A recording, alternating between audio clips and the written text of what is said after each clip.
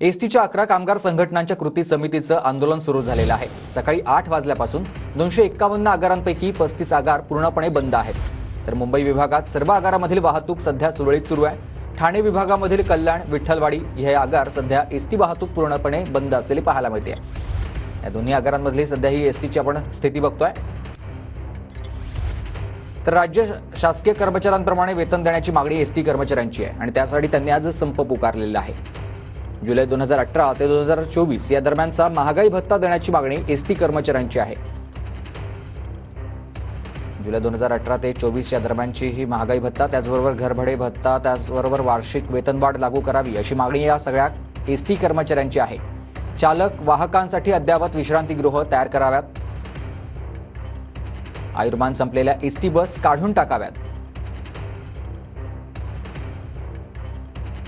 ST कर्मचाऱ्यांच्या या मागण्या कुटुंबियांसाठी कॅशलेस वैद्यकीय खर्चाची योजना आणावी अशी मागणी देखील प्रमुख एक मागणी आहे कर्मचाऱ्यांची।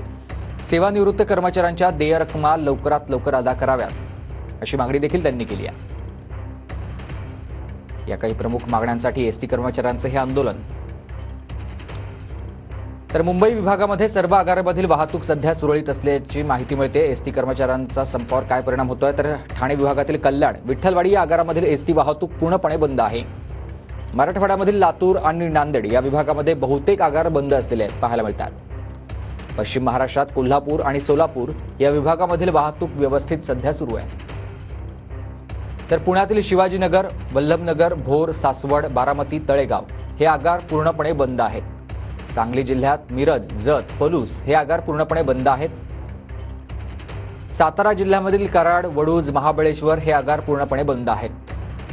नाशिक जिल्ह्यातील नाशिक, पिंपळगाव, पेठ हे आगार देखील बंद असलेले पाहायला मिळतात। जळगाव जिल्ह्यातील भुसावळ, चाळीसगाव हे आगार पूर्णपणे बंद आहेत। तर ही काही दृश्य आपण बघतोय, संपाचा कसा परिणाम जाणवतोय। मुंबईमधली ही दृश्य आहेत। मुंबईत सध्या आगारामध्ये बस सेवा सुरळीत सुरू आहे, मात्र कल्याण, पुणे, नाशिक या भागात पूर्णपणे आगार बंद ठेवण्यात आलेले आहेत, कारण सगळेच कर्मचारी संपात सहभागी झालेले आहेत आणि त्याचा परिणाम हा एसटी बंद राहण्यावर झालाय। सर्वसामान्य प्रवाशांना आता याचा मोठा फटका बसताना पाहायला मिळतोय। तर नागपूर, छत्रपती संभाजीनगर, अहमदनगर, गुहागर या परिसरामध्ये देखील एसटी कर्मचाऱ्यांनी संप पुकारल्यानं सध्या आगारामधून एकही बस निघालेली नाहीये। या सगळ्याचा फटका आता प्रवाशांना सहन करावा लागतोय आणि सणासुदीच्या काळामध्येच एसटी कर्मचाऱ्यांच्या या संपाचा फटका प्रवाशांना बसला आहे।